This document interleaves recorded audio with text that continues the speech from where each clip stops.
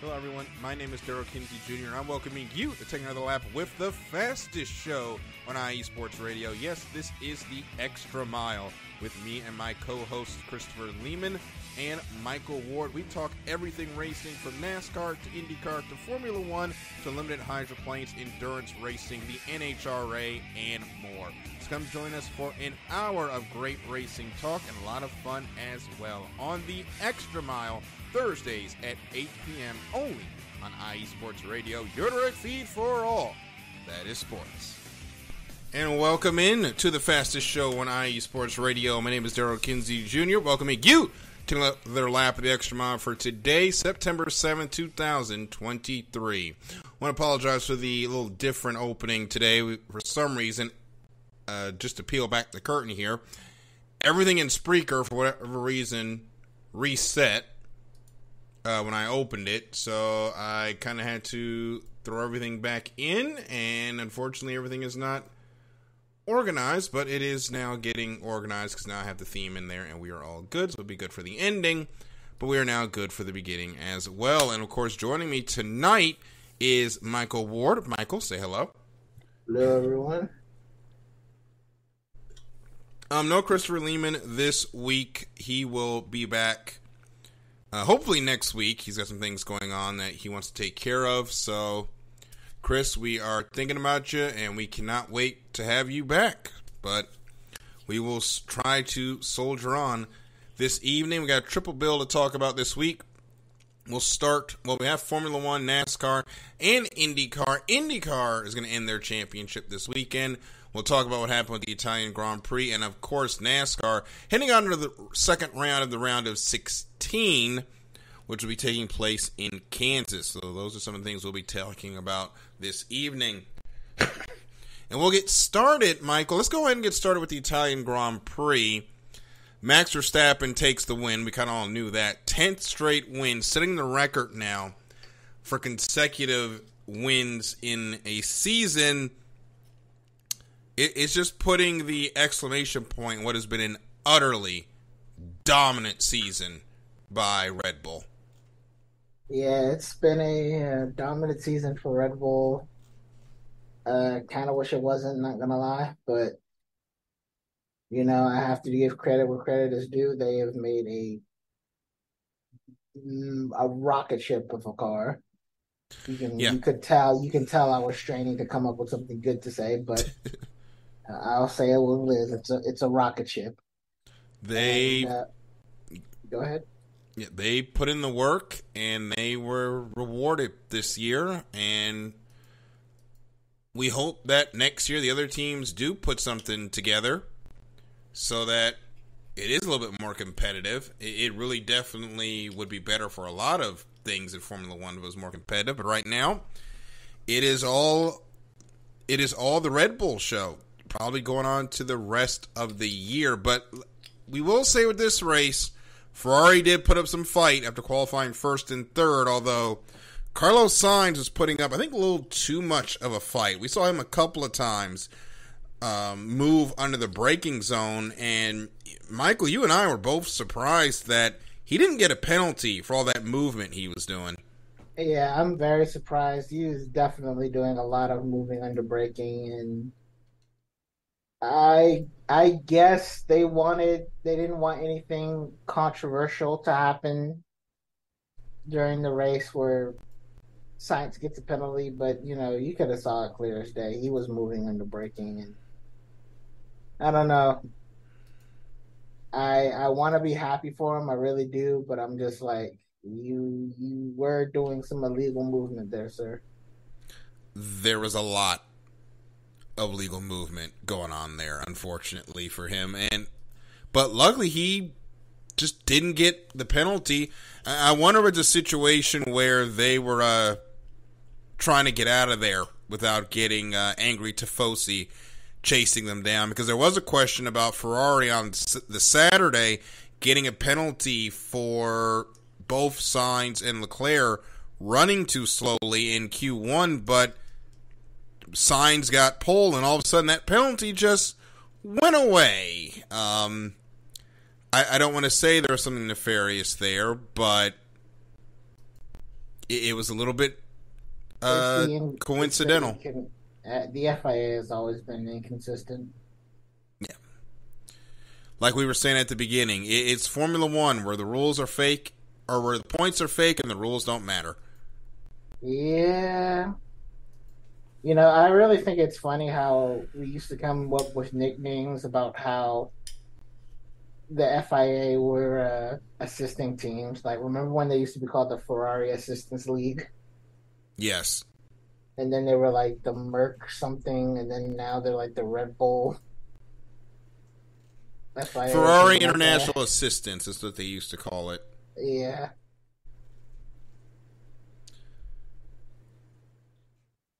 Honestly, they're just really inconsistent. They're Yeah. not really helping anyone. They're just really inconsistent. It's unfortunate as well because you really don't.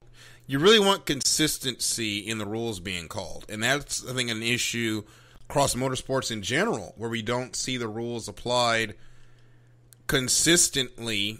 Everyone wants to do this thing on a case-by-case basis. Well, if you do it by case, you start running the edge of being called biased against one team or the other. So you got to pick what you're going to do. Do you want to run that risk, or do you just want to call the rule book? My thing is call the rule book, and make it a lot easier. But speaking of call the rule book, I want to ask you a question, Michael. Was your heart in your mouth when Leclerc almost destroyed Ferrari's chances at having a car on the podium on the last lap? No, not really, because I know that Leclerc was honestly trying to, get past Sainz. I was more thinking of he was going to dive bomb Verstappen on the first lap. That's what I thought was actually going to happen, but, he didn't do that. But no, it was good racing. It was fun racing. Mm-hmm. And I was terrified. I wasn't terrified. Regardless of what Twitter believes, I believe Leclerc is a really good driver, so I think he did good for what he did. Yeah, people are gonna harp on him for not beating Saints today. Then again, Saints, had a lot good going with his setup, his car, his I'm not gonna say his defending, but he had a lot going on for him today. So to give it what he got today, I think he did. I think, he avoided an accident. They brought both cars home. I think it was a great race. Signs has definitely, or the car has definitely been more to Sainz's favor than Leclerc, I think, over the last few weeks. Because he's looked a lot better in it than Leclerc has. Really all season, if we want to be honest. Yeah, it's a understeery, oversteery car, and I guess that's kind of Sainz's driving style. Then again, Leclerc has had his fair share of bad luck. So it's really difficult to say, but it is what it is sometimes. Then they're really, really, really competitive drivers too. So it's expected that, one driver is gonna have the upper hand over the other. My concern is that Leclerc is starting to fall into the Fernando Alonso, Sebastian Vettel highway out of Ferrari, where he comes in, you're this number one driver with all this promise, you go up against whoever the big fish that Ferrari's chasing that year, have an absolutely debilitating incident that takes you out the championship, and you just shatter your confidence shattered, and they just fall all the way to the bottom before they are basically pity released from the team. And it feels like we're on step 3 of that, to be honest. Yeah, I think he's getting a little tired of it. And, there are always promises that it'll get better, but then they don't get better. So I don't know. Personally, I can see him in there for a few more years, but I think, well, actually right now he has no choice but to stay in there. So Yeah, I mean, Mercedes is all locked up. There's a rumor about him going to the second seat in Red Bull, and Sergio Perez is not going to have that seat past 2024. I don't see that happening. And if Perez isn't going to be in that seat, it's going to be Liam Lawson's seat. Yeah, so I really think it's going to be like, I think Perez has got maybe another season in that seat because regardless of his Q3 incidents, he still is able to bring it in the points and still able to bring that 1-2. Mm-hmm. So to get rid of him now over somebody who might be a little bit more ambitious, if I'm a team principal, I would keep the guy who's able to bring it in second so that he doesn't overstep his boundary with my number one driver.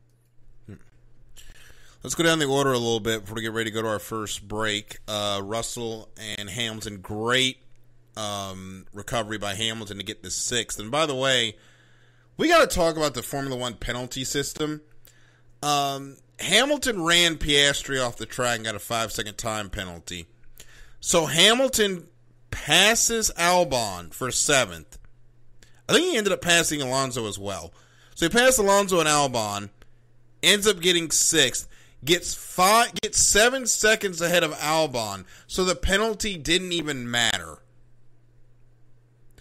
Why was he not made to serve the penalty immediately? That's the one thing I don't, and I'm a Mercedes fan, but that's the one thing I'm going to say about the penalty system for the FIA. It makes no sense on when teams serve penalties. I think the concept of time penalties is really flawed, if you ask me. Because if you, like you said, he passes Albon, gets a penalty, and then he bridges the gap, so the penalty doesn't matter anymore. So if the guy is running faster than the guy he impeded, and he bridges the gap that he got penalized for, what the hell was the penalty even for? It's not even a penalty at that point. Exactly. So it's just like, I find the concept of time penalties just stupid. Well, the way I look at it, the IndyCar, if they're going to do this, has it right when it comes to avoidable contact penalties. You get a black flag immediately, and you have to do a drive-through.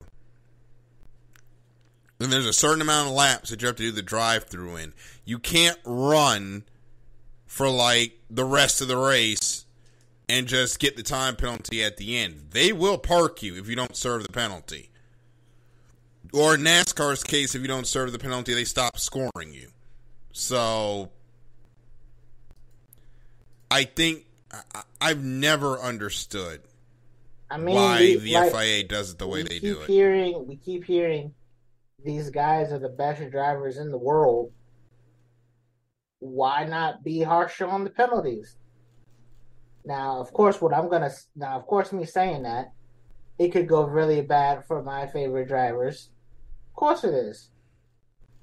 But these penalties and these rules are inconsistent. And us as fans are getting tired of it. I mean, the WEC has a better rule on this. Well, the WEC is the better sport, and people don't want to admit it. Well, we know that. Which, speed of which, they're going to Fuji soon. I think we have Fuji this weekend, don't we? Oh, I think we do, and I can't wait for that race, actually. Yes, we do. It's tomorrow, September 10th. Oh, God, I'm going to get up early to watch that race. I cannot wait. I am, too. Get up and watch another Toyota victory. I mean, they should have won they should have won Le Mans, but stupid wildlife. Yeah, and Ferrari were actually competitive that day. Yeah. Thanks to BOP. Yeah, but we could talk about that all year. But back to Formula One. Fernando Alonso finished 9th in this race. Lando Norris 8th. But Alonso ninth, Stroll was 16th. He was not a factor, much like Ferrari, not a factor in the race. When does Daddy Stroll go to Son Stroll and say, Lance, it's time to pack it in, my guy? I mean, I think it's what Perez said maybe a couple years ago, where he was getting booted out of Racing Point. I think any father would want to see his son race. So Yes. I don't think he's getting rid of Stroll unless Stroll has a seat somewhere, or unless Stroll doesn't want to race in Formula One anymore, which is also very realistic. And by the way, if you're going to watch the 6 hours of Fuji, put some coffee on. 11 o'clock Saturday night, that race starts. That's okay. I'm a modern adult. I don't sleep anyway. I don't know, man. I still get my sleep.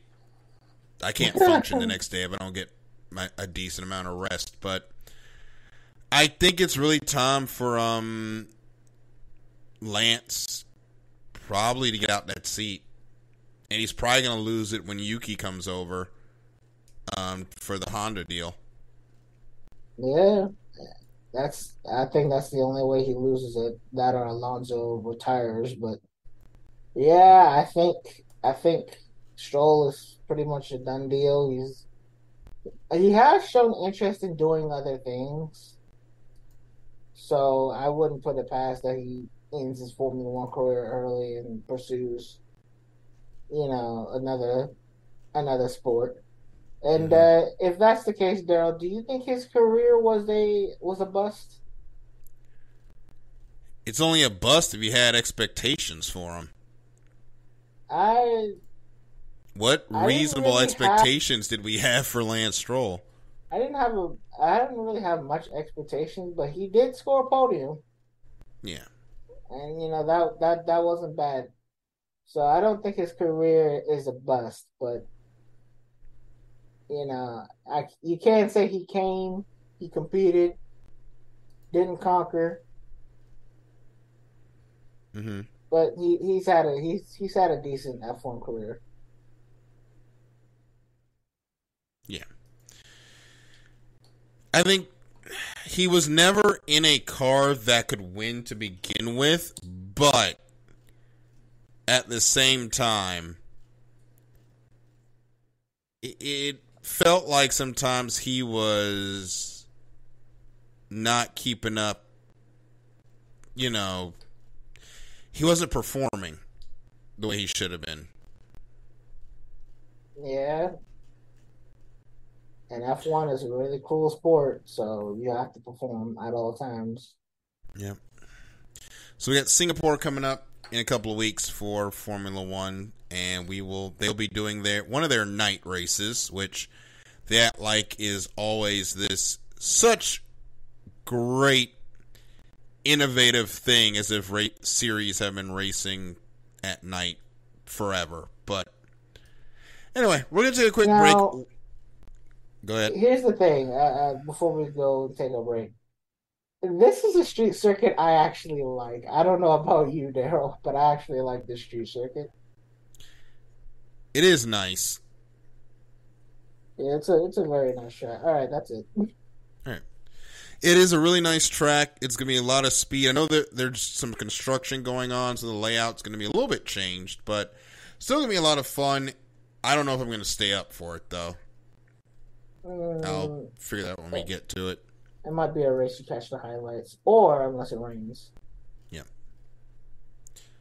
So we'll see. But we're going to take a quick break. When we come back, NASCAR is heading into Kansas, and there's a surprising driver in the outside looking in of the round of 16. We'll talk about that on the other side of this break here on the Extra Mile on IE Sports Radio, your direct feed for all that is sports. What's up, sports fans? You're listening to IE Sports Radio, your direct feed for all that is sports. I'm your favorite West Coast Wisconsinite, Bernie Bango, and if you're a cheesehead, come listen to my show, Big Cheese Sports, where we road trip around America's Dairyland, previewing, reviewing, predicting, debating, and digging into all that is Wisconsin sports at the college and pro levels. Join me on IE Sports Radio, Sundays at 1 p.m. Central Standard. Bernie out.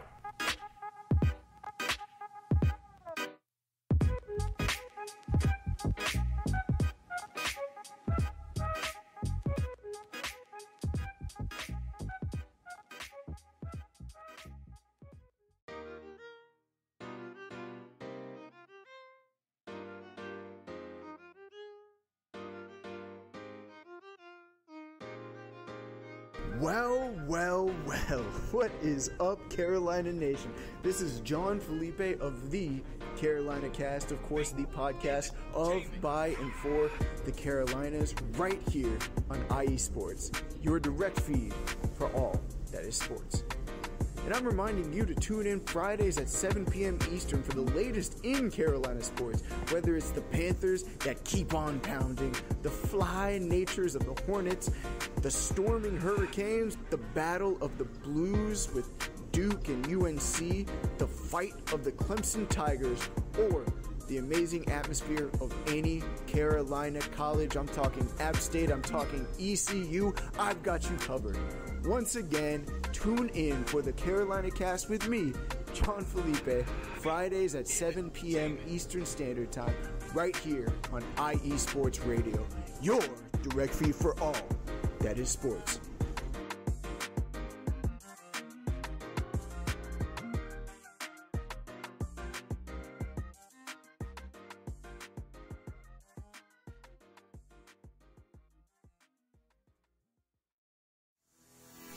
Sports fans, do you like teams that are tough, cities that are tougher, and fan bases that are passionate about their teams? How about teams that are historic and stadiums that are iconic? Then you belong in Chicago, and you need to check out Chi-Town Weekly. Join me, Adam Kernan, every week as we keep up with all things Chicago sports. Bears, Bulls, Blackhawks, Cubs, White Sox. We'll cover them all, plus more. The Windy City is always buzzing, and we'll keep you up on all the big games and major stories. So tune in to Chi-Town Weekly every week right here on IE Sports Radio, your direct feed for all that is sports.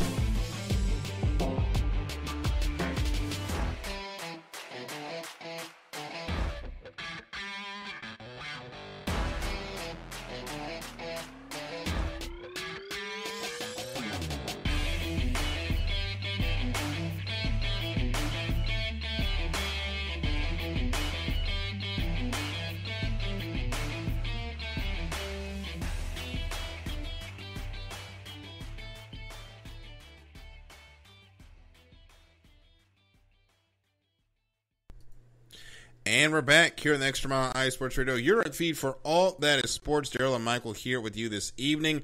Time to get into NASCAR. We will talk about what's going on with the round of 16 in the playoffs. We will start with the Southern 500. And Michael, Southern 500 was really a race of once the rubber got down and the track got rubbered in, it turned into a rather entertaining race.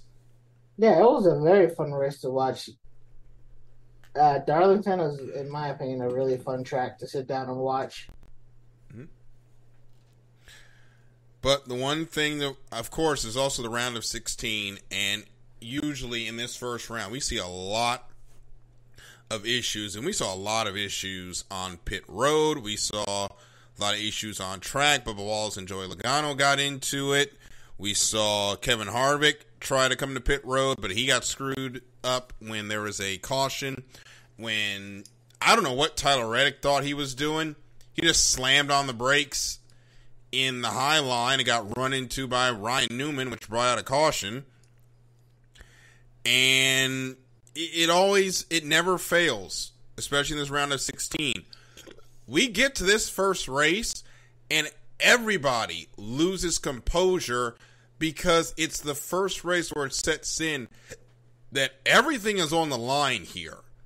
Yeah. And you certainly cannot win the championship in this first race, you can certainly be outside without a hope and you know what of making it. And Kevin Harvick, because of that issue on pit road, currently sitting 2 points out in 14th. That is surprising to me, as he was the best of the SHR cars, but with that issue he had, he just could not come back through the field, and now he's going to Kansas needing a big, big run. Yeah, if you ask me, Stewart-Haas in general, it's not been a good year for them, and I always wonder, what can they do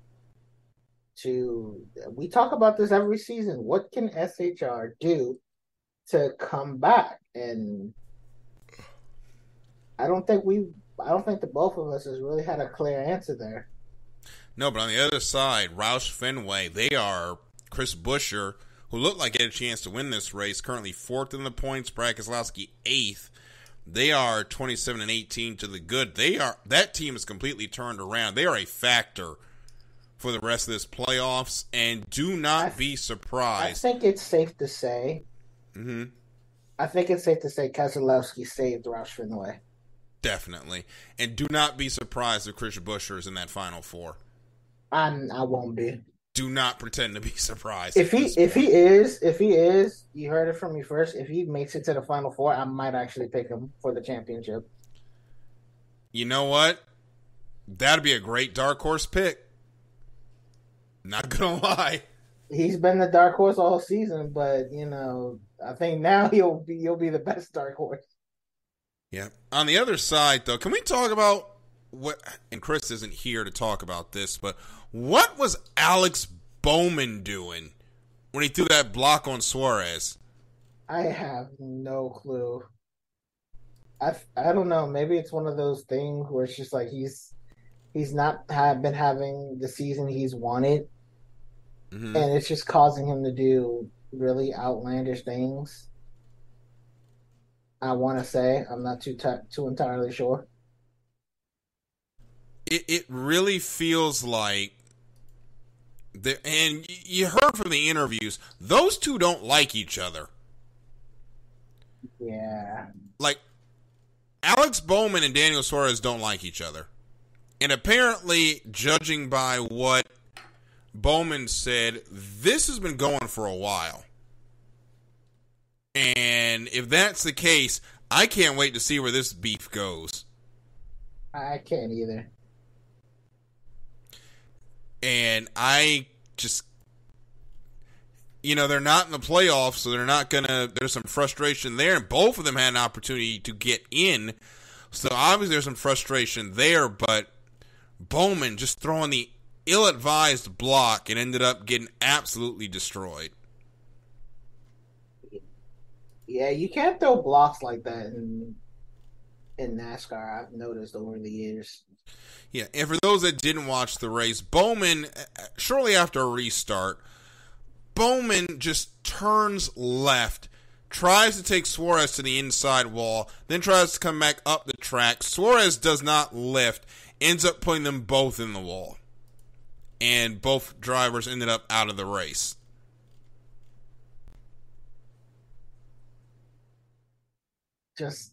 That block did not need to happen. No. We did not need to do that. Well, when you're desperate and frustrated, that's what you do. Fortunately. I guess. But you would think a driver who's been in NASCAR in this sport, driving for Hendrick as long as he has, you think he would know that. They do, but that red mist comes in once you've been wronged by somebody, and nobody thinks. They just absolutely clean each other out. I would say it would cost them next week, but there's really not much for them to race for other than bragging rights at this point. But we are going into Kansas this week, and we know what Kansas is. It is the quintessential track for the next gen, multiple grooves, tire wear, all that jazz. This could also be the place where Bubba Wallace wins his way into the next round. The last time we were here, Bubba, same team, different number, dominated the third stage of that race for the win. He finished fourth here in the fall. Remember last year, he finished ninth, should have had a chance at a win if it wasn't for the pit crew. So he's had top tens in the last three. That 23 is sitting 1 point out of the round of 12. He's probably not going to be sitting there that much longer. I do think the 23 has a greater than average chance of going back to back. I think he has a great chance too, Daryl. It's really going to depend on his team. It's really going to depend on what the pit wall does in order for him to actually get the victory, you know? Mm-hmm. Because we've talked about it all season long. But 23-11, they've done well in the race, and then in the pits they just lose. That's the one thing they got to fix. They always have that debilitating pit stop issue. And it's like, I feel like he'll have a great shot, but then he'll come down to pit and then something will happen. And this is the time now that they have to perform. And I just feel like now they won't perform because they have that added pressure. It's like in the regular season, they performed and didn't have that pressure. But now that you have the pressure of actually trying to make the playoffs and actually try to compete for a championship here, mm-hmm. you know, it could breed more mistakes.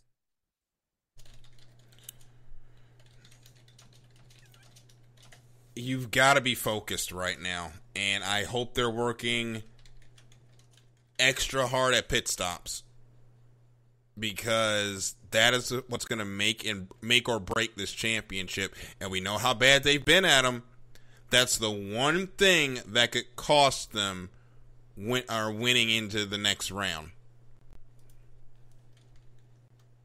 I just don't want that to be the reason, like, Bubba doesn't make it into the round. I'd rather him, like, not make it in on merit than for him to not make it in by having a bad pit stop. Mm-hmm.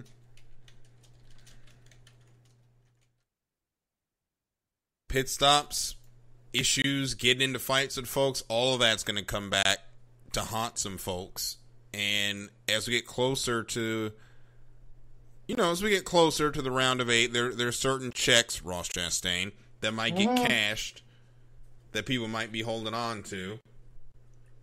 Yeah, most people are gonna wait till it hurts. So let's just say.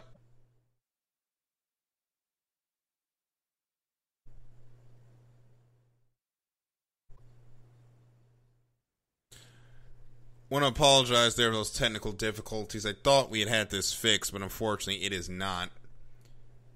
I've had some internet issues that have been plaguing me. But Michael, what were you saying? Oh, I said those checks are gonna make races like Bristol and Martinsville very fun to watch.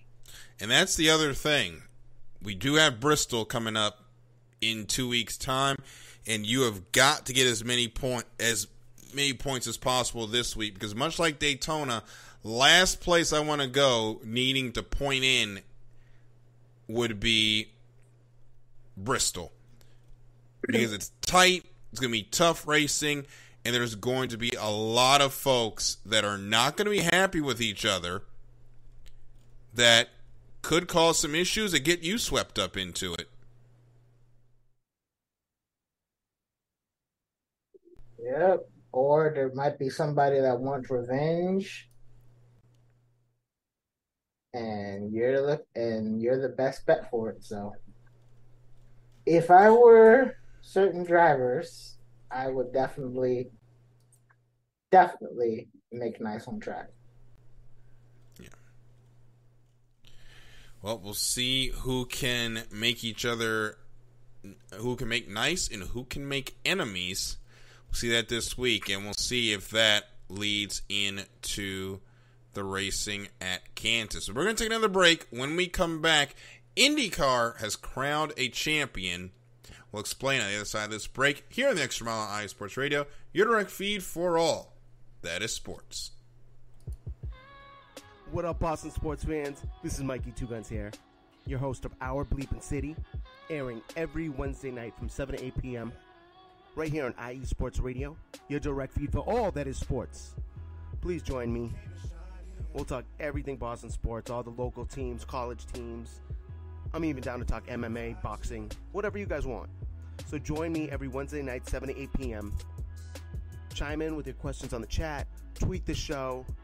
We'll even have call-ins. I can't wait to hear from you guys. This is going to be a lot of fun. So once again, it's Our Bleepin' City. I am your host, Mikey Two Guns, every Wednesday night from 7 to 8 p.m. right here on IE Sports Radio, your direct feed for all that is sports. See you soon, people.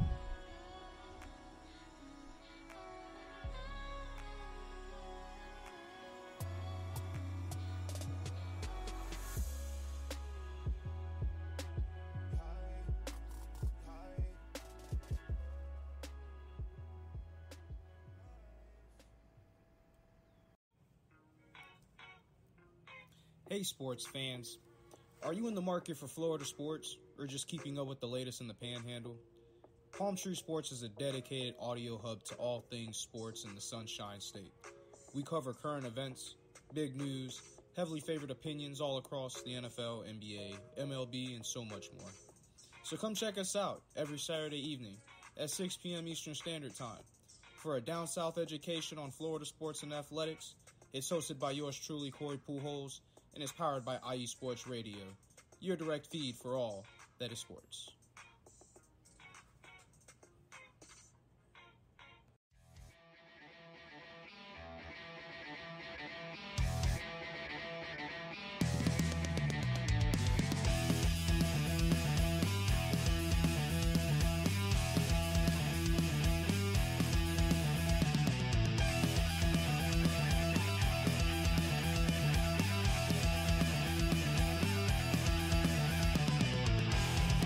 It's IE Sports Radio. It is your direct feed for all that is sports. It is Philly Sports Talk with Cash and Chris every Tuesday night right here on IE Sports Radio, your direct feed for all that is sports. Philly Sports Talk with Cash and Chris is the most comprehensive view on Philadelphia sports exclusively right here on IE Sports Radio. You know what it is, your direct feed for all that is sports. Tuesday night, IE Sports Radio, Philly Sports Talk.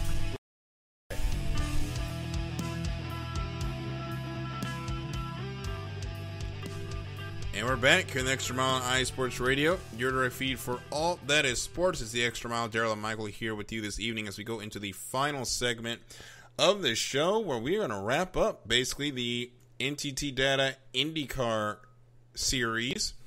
Alex Palou, well, he went to the BitNile.com Grand Prix of Portland, and Michael, he did it in style. He won the race. He won the championship. Yep, congratulations to him for winning the championship. Very good job, well done. And it's almost been a perfect year. Well, actually, it has been a perfect year for him. He's done a fantastic job. We've already done the preaching of don't go to Formula One, but I don't know if we can stop this man at this point. So, yeah, really good job by him. Well, it sounds like he may be giving up on that Formula One dream because there was an article that came out today that said his age and the lack of a guaranteed seat in Formula One is kind of why he did the U-turn with McLaren F1, but still, the guy's got to stay out of contract trouble. Yeah, now he's got another lawsuit to deal with. Yeah, but now at least now he knows he can stay in IndyCar and win championships. Yes.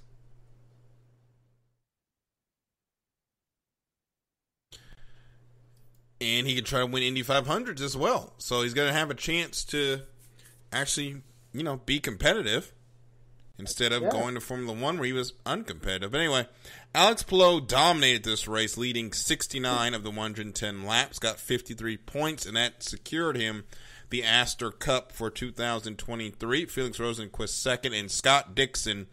Well, Dixon had a Dixon-esque day, finishing in third, but just wasn't enough to knock off Alex Palou, which, to be honest, he was going to need Palou basically not to finish this race in order to get the championship. Pato O'Ward and Joseph Newgarden round out the top 5. We'll go into Las Vegas next week, and as we look back on the NTT Data IndyCar Championship, Michael, what are some of your takeaways going to be from this championship?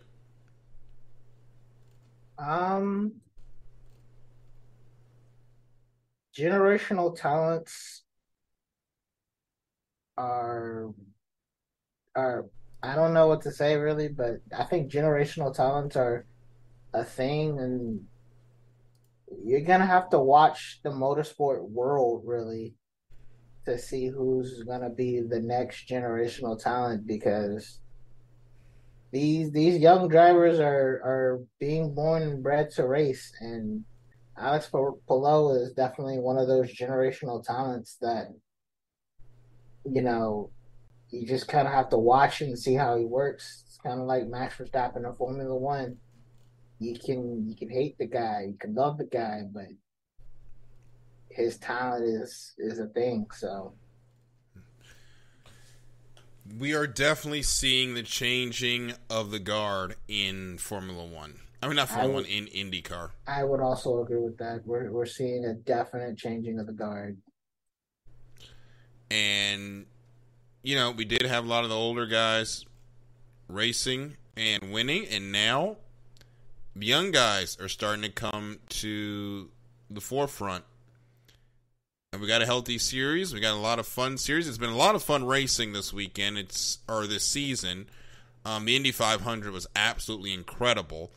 Unfortunately, it's all going to be coming to an end this week at Laguna Seca, which isn't all bad because Laguna Seca is one of the best racetracks in America as far as road course racing. We don't get to see it a lot.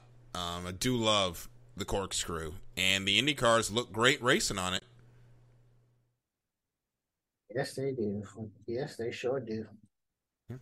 And speaking of which, Colton Herta is going to be doing a throwback to his father, Brian Herta, this week with a throwback shell paint scheme. Looks absolutely incredible. I cannot wait to see that car on the track. And Colton's actually going to get a chance to go back in time racing Indy cars, as he's going to get a chance to do a ride swap with his father. He'll get to run his father's ride, and Brian will get a chance in Colton's ride a little bit later during the weekend. That sounds great.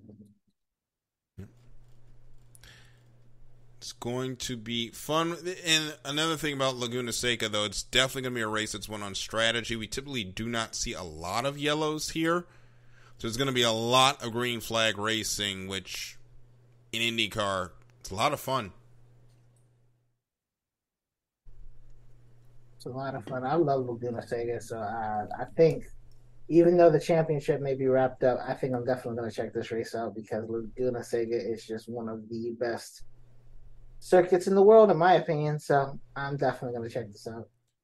And after this, that's going to be it for IndyCar. As the first one of our major championships comes to an end, which always feels a bit of a surprise that it happens this early, because as we know, NASCAR wraps up in November, and then Formula One usually, I think this year's wrapping up in December. We will not be going that far this year, just so everybody knows. They plan on wrapping their season. Actually, they plan on wrapping up their season around the same time, November 24th through the 26th. I think it's next year they're talking about going to December. We will not be going that far unless the championship is on the line. So, the IndyCar series, and also we do also have silly season going around Roman Grosjean leaving Andretti, he's heading back, Michael, to Rick Ware Racing. So back to where it all began for him in IndyCar racing. How do you feel about that move? I guess it was what was available, and honestly, what was going on at Andretti just was not working. So sometimes you got to go back to where, I don't want to say where the grass is greener, but kind of got to go back to your old stomping grounds and see if you can make something work there. Yeah, I would agree with you. So we'll see how it wraps for him next year. But also, this is going to be the end of the full-time racing career for Helio Castroneves, as he will be stepping into an ownership role with Michael Shank Racing. And he will, though, only be racing the Indy 500 and going for that all-time record in wins at 5. Wouldn't that be something to see next year? That would definitely be something to see next year. Well, you will see what happens in IndyCar this weekend. You can watch that race. Let me get back over here. So you'll go to the schedule. You can watch this race on NBC, 2:30 p.m. September 10th, as IndyCar wraps up the 2023 season. And we've got some time to kill, and we do have coming up this weekend, as we said, the 6 hours of Fuji. We haven't talked a lot about the WEC on the program, but WEC, the hypercars, always fun. If you got an opportunity, you should either watch it, or if you've got Motor Trend on demand, try to go back and watch the races a little bit later on Sunday when you're awake. It's going to be a lot of fun, but Michael, this is really where the 8 could solidify this championship, but Toyota thinks the 7 car still has a shot at it. Yeah, we'll see. I think the 8's got it, but 7 car might have a little something there. We're gonna have to watch and see. It's gonna be a great duel between the two Toyotas. Hopefully, the other teams can go in there and ruffle some jimmies. And it'll be great to see.